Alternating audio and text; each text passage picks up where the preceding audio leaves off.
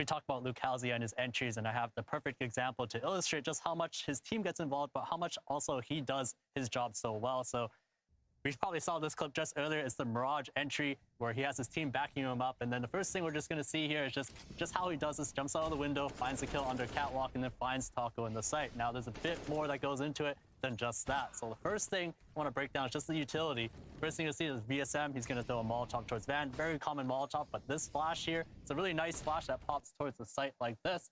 Pops right here. And this flash, what it does is it blinds any person who's playing towards the back pillar where the empty pillar is, anyone playing here, as well as anyone playing this off angle. So it basically gets most of the left side of the site. It also blinds people towards the catwalk position, so people who stand here, as well as out here in the open as the flash basically pops right about there.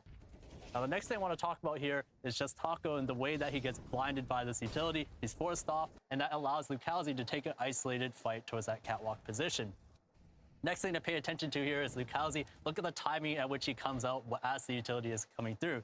He jumps out as the flash is still flying in the air. He doesn't wait for the flash to pop. He goes with the utility. And by going with the utility, he's getting ahead of the anti-flash timing. As you see right here, you'll see that as he comes out, Lotto, he's still playing anti-flash, but Lucalzi already sees him. And this gives him a huge advantage when he comes out, because by the time Lucalzi turns back around, by the time Lotto turns back around, Lucalzi's already on him.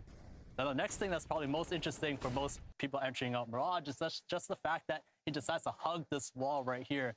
And by coming out and making sure to hug the wall when you come out like this, it ensures that you are not seen from a player from this market position. It's one of the most difficult positions to deal with, but by just taking that pathing, you can avoid him altogether.